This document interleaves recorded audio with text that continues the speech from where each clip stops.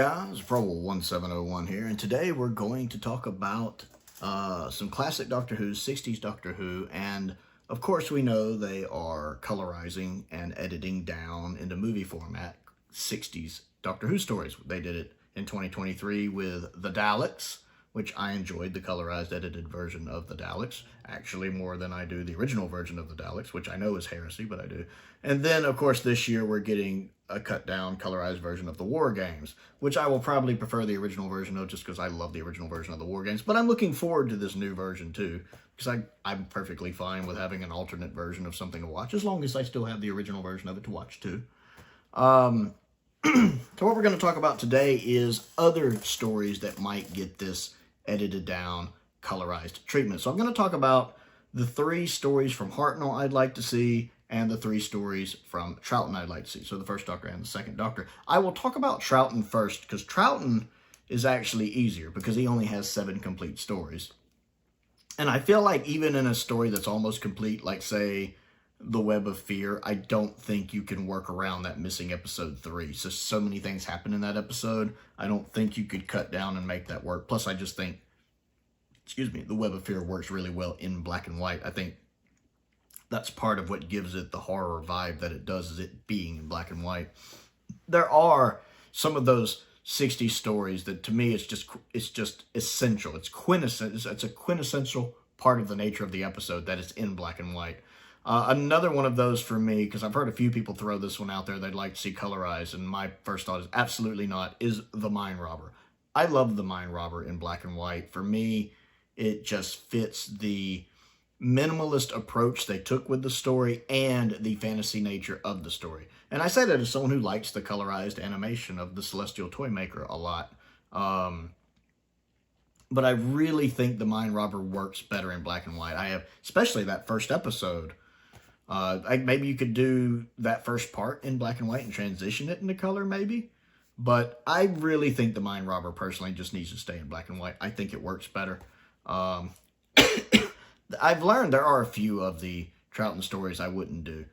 The Dominators, I just don't think enough people would care. The Dominators just isn't a good story. I would feel like they're wasting their time and their money doing the Dominators.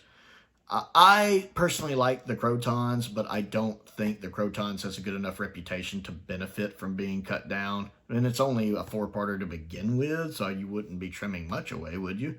I feel like there wouldn't be enough enthusiasm for a colorized version of the Crotons, despite the fact I like it myself. Very underrated story. Robert Holmes. Better than Power of Kroll, for sure. So really, for Season 6, the one that leaves for me that's complete is the Seeds of Death, which is the one I want the most. Even more than the War Games, I would have liked the Seeds of Death. Having recently rewatched the Seeds of Death just a few months back, I really was sitting there thinking as I was watching it, this would look really good in color. I'd like this in color. Just the green of the Ice Warriors and everything going on. I've really enjoyed this one in color. I would love a cut down version of the Seeds of Death in color. That's the Troughton I want. So having covered most of them, really the only 2 that leaves are the 2 complete non-Season 6 stories, Tomb and Enemy. And those are probably the other 2 I'd go with. Personally, I prefer Tomb of the Cybermen in black and white, but having seen colorized versions, colorized YouTube scenes of that wonderful scene between the Doctor and Victoria when she talks about her father, that scene really looks good and feels good. It kind of hits a little different, too, in color, and I really liked seeing that scene in color. So that might be one of those stories that if I watched a colorized version of Tomb of the Cybermen, I have a feeling there's a possibility I might enjoy it more than I think. I think a lot of it also would be how they colorized the Cybermen. How they did, like, the silver look on them. I think that's going to depend on how I like the final product. And the colors they choose to use. It just depends on how they colorized it and what they edited out. I mean, it's only a 4-parter. They probably wouldn't have to trim it a lot. So I think Tomb could be good. I'd be curious to see what they did with it. And then Enemy of the World, I think, would look good in color. I'm not the biggest Enemy of the World fan. For some reason, I don't gravitate toward that one. I tend not to like stories where one of the main actors is playing a dual role like that, if it doesn't make sense to the plot, if it's just one of those happy coincidences. Like, I love Megloss. I love Megloss. I will take Megloss over Enemy of the World any day, as much as I love Patrick's performance. Patrick is, if you think about it, Patrick's playing 4 different parts here. He's playing the Doctor, he's playing Salamander, he's playing the Doctor pretending to be Salamander, which is different, and then he's also playing Salamander pretending to be the Doctor, which is also different. And he's putting in great performances. But I love in Megloss, at least it makes sense plot-wise, why Tom Baker is in dual roles. That's a key part of the plot. Whereas in Enemy of the World, it's just a coincidence. Despite the fact I love having an opportunity to see the performances that Troughton is doing. But I do think it's an episode that could look good in color, especially with the volcanic activity and everything, and the Doctor running around on the beach. You know, it could look really good in color. So I guess that would be the 3 I would want. The Seeds of Death, my number 1. And then Tomb of the Cybermen, and then Enemy of the World. There's just not a lot of choices with Troughton. With him having 7 stories, and the fact that a couple of those 7 stories aren't even that popular, with the Dominators and the Crotons really just not being stories that get people overly enthused, let us say. Now, Hartnell is harder, and that's why I talked about Troughton first. Hartnell has 17 complete stories. There's a lot more possibilities here to work with. Now, right off the bat, and the one that makes the most sense to me would be the Dalek invasion of Earth. That just makes sense. It's a Dalek story. It's the first companion departure scene. It's such an iconic scene. It has the Doctor's iconic, one day I'll come back. Yes, I'll come back. It has that in it. It's just such an iconic story. You have that iconic location work with the Daleks running around London, which I'm assuming that's London. And that would probably look really good in color. And again, I keep in mind that these aren't replacing the originals. It's not like a Star Wars Special Edition. The original version's still there. I can watch anytime. And I feel like there's some trimming you can do with the Dalek Invasion of Earth. I think it lends itself to that editing down format. There is some fluff that can be trimmed out. Dalek Invasion of Earth is not padded out the same way the Daleks is padded out, where the original Daleks can get really boring if you're trying to watch it all in one sitting. Dalek Invasion of Earth, I still probably wouldn't watch it all in one sitting, but I can get through it a lot easier. Being an episode shorter and the way it's paced is just a little more palpable. But there's definitely spots you could trim out of it and shorten it down. I mean, they honestly already did that with the Peter Cushing movie. And I like the Peter Cushing movie. It's a great movie. The Invasion Earth 2050 or whatever it is. It's a good movie. So that would be the one. Like if they just came to me and they're like, Prowl, what is it, Russell? I don't know which one to colorize next. I'd be like, I got this, Russell. We're going to do Dalek Invasion of Earth. And Russell would be like, that makes a lot of sense. I'd be like, yeah. That's the one I would pick. Now, a couple of others that jump out at me. Like, I was going to say the Keys of Marinus. I actually wrote down the Keys of Marinus. But as I was running this video through my head, because sometimes I do little test runs in my mind of what I'm going to say, I realized there's a problem with the Keys of Marinus. My original reason for picking the Keys of Marinus is that each episode is kind of its own individual thing. It's kind of like a mini version of the Key to Time season, and they're even hunting for different keys in it, like in the Key to Time. Each episode's kind of its own adventure, and so you would have this unique opportunity to see different color schemes. You know, each episode would have its own little different colorizations. What I failed to take into account, which occurred to me later, was because of the nature of the story, I don't think it would work down in edited format. I think if you were going to colorize all 6 episodes and colorize the whole story, the 6-parter, this would be a great choice. Because each episode is its own individual thing, you'd have all these different color scenes popping out at you. But there's no way they're going to colorize the whole story, just the time, the budget. I completely get why they edit these down. Plus, again, they're trying to make these more accessible to a modern audience, because for some reason they seem to be under the belief that the modern audience all have a shorter attention span and can't handle the pacing of the 60s, which, to be fair, sometimes I can't handle the pacing of the 60s. See the Daleks. I'd rather watch the Peter Cushing Dalek movie because it's better. And paced better, for sure. But I don't feel like there's anywhere to edit that down.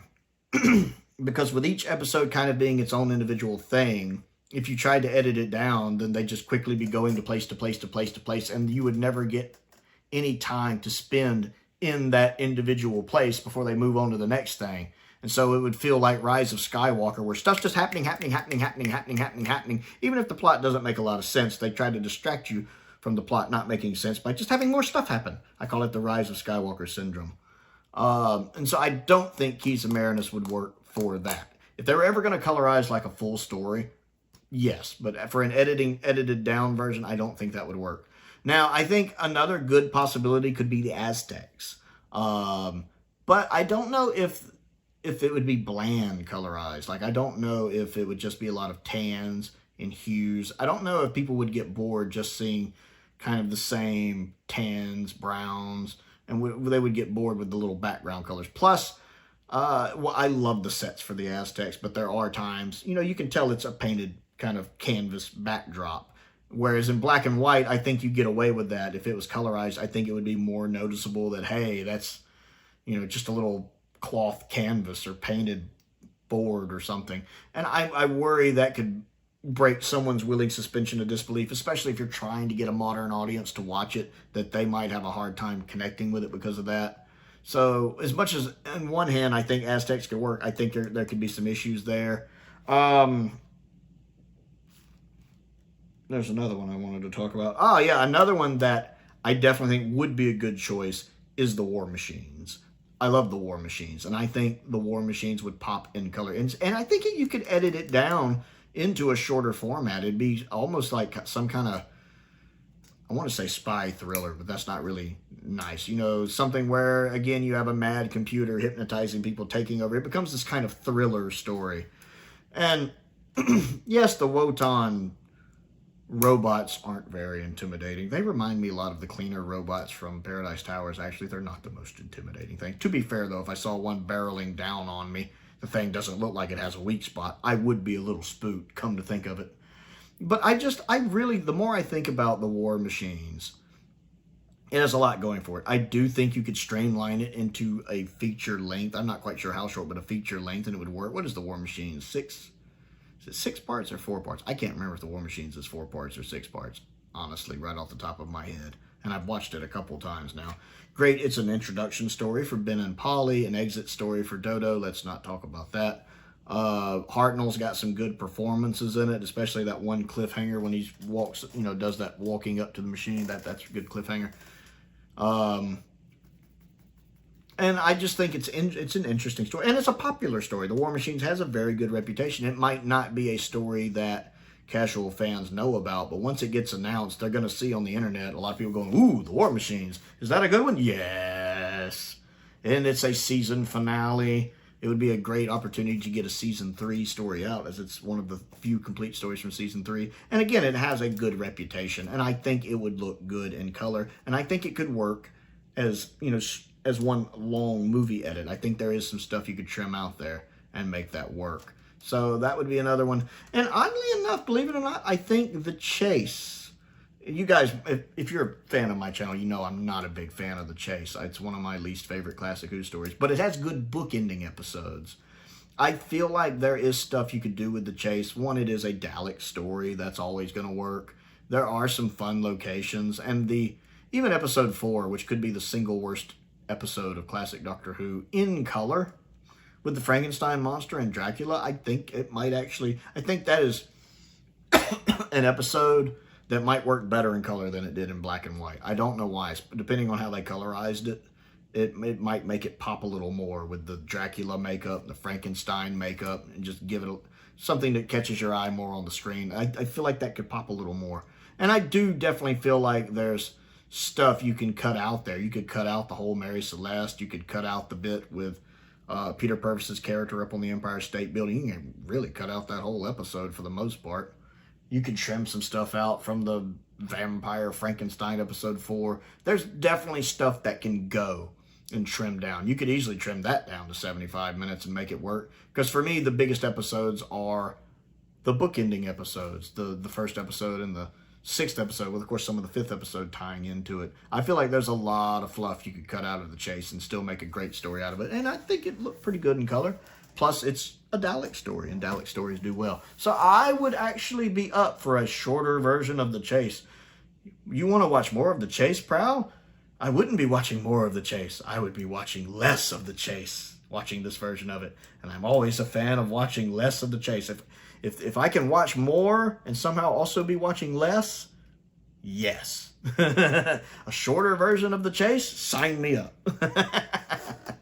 So those are some stories that I wouldn't mind seeing colorized, that I would be all for seeing colorized, that I think would work as colorized edited versions of 60s Doctor Who stories. I want to know what you think of my ideas and which stories you think would make great colorizations of 60s stories edited down.